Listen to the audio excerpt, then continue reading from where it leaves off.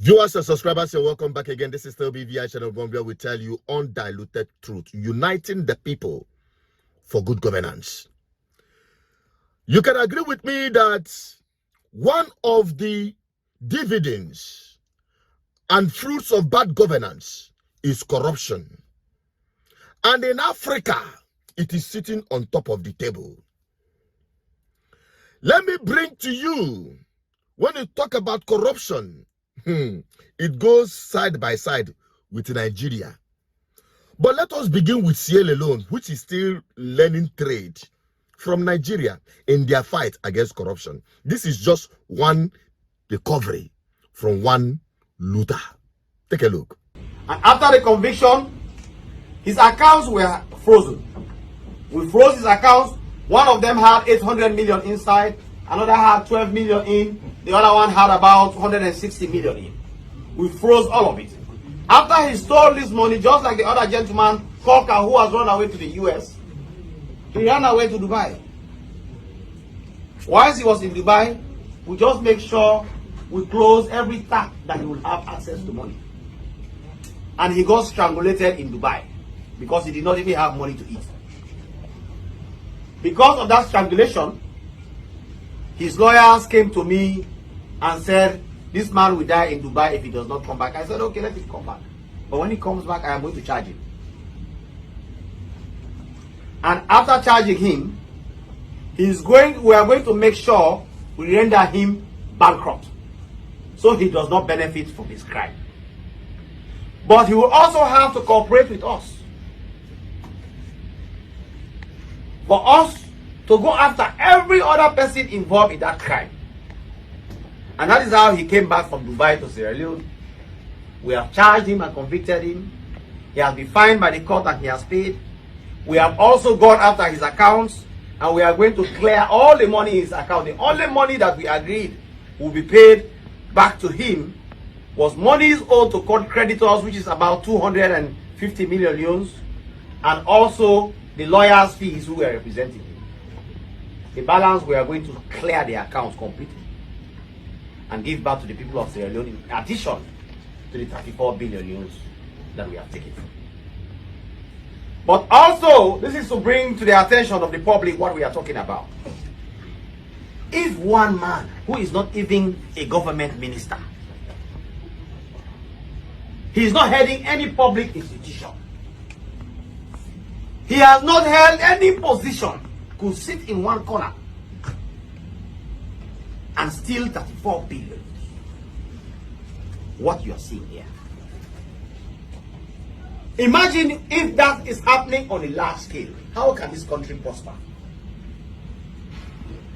Where will the government get money to build schools, hospitals, roads, provide for the children, ensure that we have electricity, ensure that we feed ourselves, ensure that the governance architecture operates properly? And this is why, from time to time, we have brought things like this to your attention as the public, to see what we are talking about, because we are dealing with a country where illiteracy is high. When we say somebody stole 34 billion euros, people don't even understand what that amount that is. This is just a small part of 34 billion euros that one man stole. That is what is on all this table, one man. This Salim Mansare, when he ran away and went to Dubai, we arrested his wife, and his wife came to my office. She sat, a very young woman, got married to this man. She does not even have a car. She sat in my office and said, it's been 3 days, I don't even have money to feed my children. I didn't even know that this man was having access to this amount of money. And I told her one of his accounts that we have now frozen has 800 million euros inside. She was shocked. So you ask yourself, what are these criminals doing with this money that is steal from Sierra Leone if they cannot even feed their own children? It's extreme wickedness.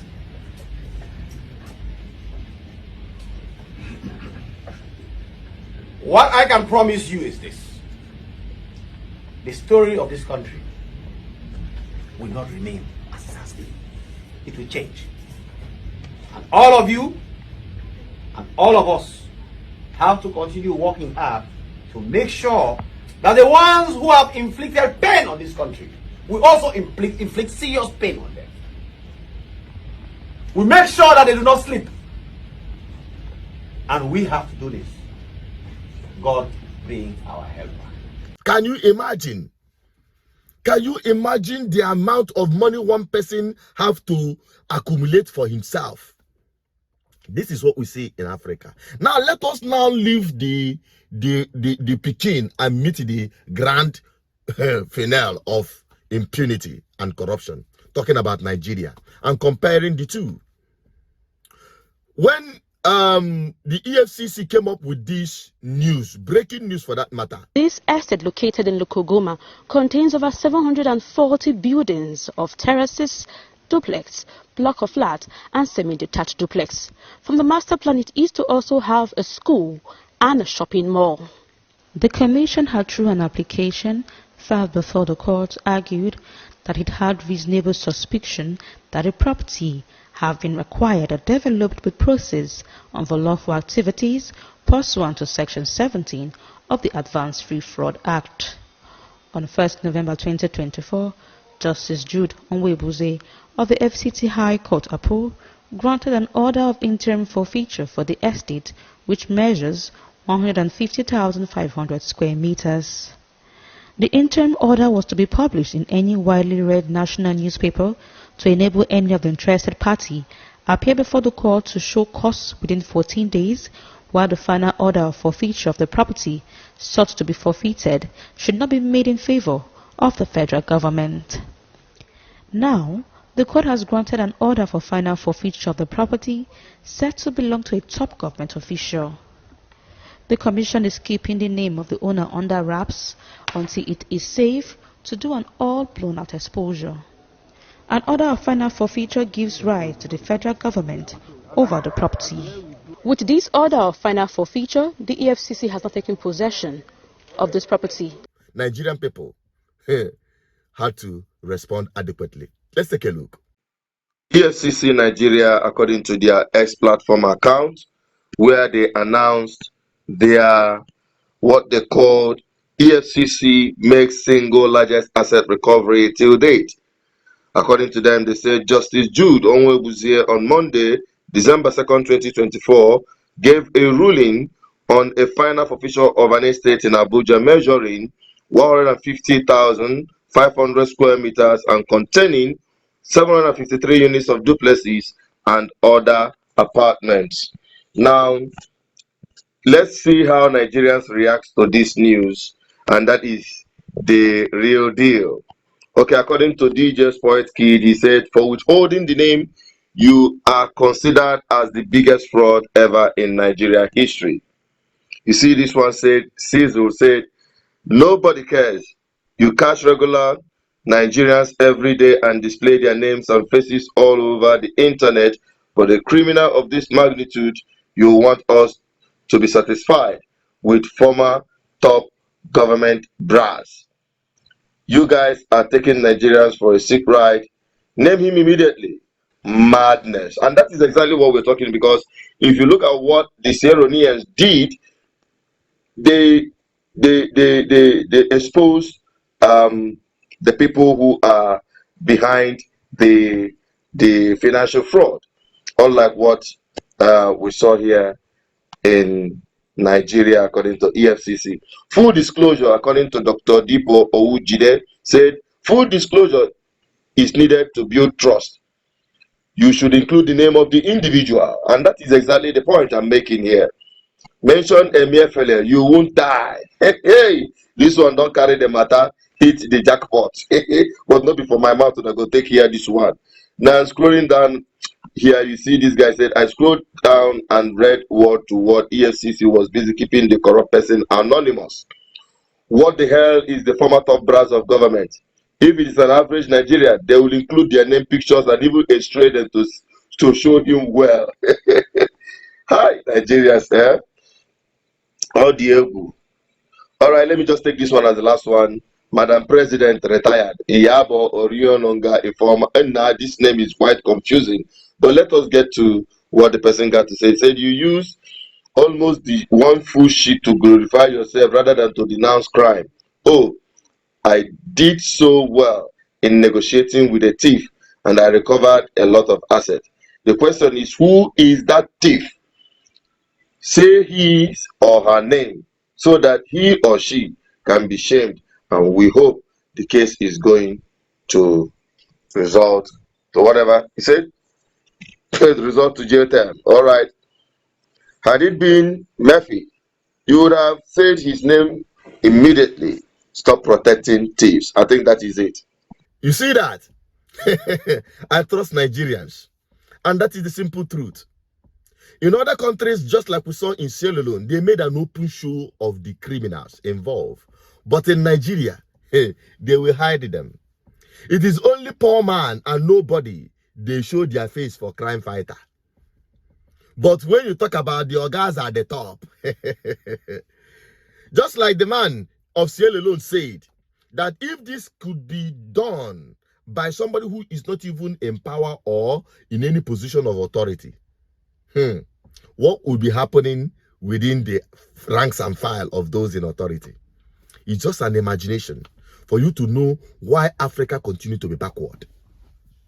You get the gist? Now, Nigeria, the headquarters of impunity. I'm not saying it to degrade Nigeria, but this is a known fact. Everybody knows about it, including them that are stealing to stupor. The question we are asking, what are you using those money to do? The money that cannot go into productive use, add value to the society, improve the lives of people. These are public wealth. These are money gotten from either taxation of the people, either from the mineral resource exploration and the rest of them. Somebody and few individuals will just corner it to themselves. Imagine that. What will you use that to do? What will you use that to accomplish? And many of this money find their way in foreign banks. And because of the fear, just like the one, 700 plus duplex units in Abuja. You can imagine the amount that was stolen to set that thing up. This is just a tip of the iceberg. Now, let me not talk too much on this issue and allow Nigerians to see how this country and African nations will never progress with the mindset. It begins with the attitude. Because when we are talking about politicians, everybody is waiting for his turn to go and steal. And if you are in a public space, in a public office, and you are not stealing, your own people will look at you as a failure and a disappointment. That is the truth. That is why when some of these people, when they go to churches, they do Thanksgiving, donate a lot of money. Thank God we saw something different from Kenya when a church rejected the donation of the president. That shows that there is hope. It begins with leadership. That is what we are talking about. And the people themselves changing their attitude. And that is why everybody must be involved. Not just about that little office you are occupying. How are you occupying it? This drive to accumulate primitive wealth that you don't need. Why don't we change our mindset? The Oyibo that we are going to meet in their houses and go and slave for them in this modern era. If they were stealing the way Africans are stealing, do you think that there will be a place for you to run to in the name of the world developed countries? No. So Africans, we must change our attitude. It begins with the people, because the people are a reflection of what they get in government. And that is the position of GGM. Let us have your opinion on this. I still remain as the advocate for good governance, preaching this gospel to everyone and uniting the people for good governance. Share this video. Let me have your thought on it on the comment section. Bye-bye for now.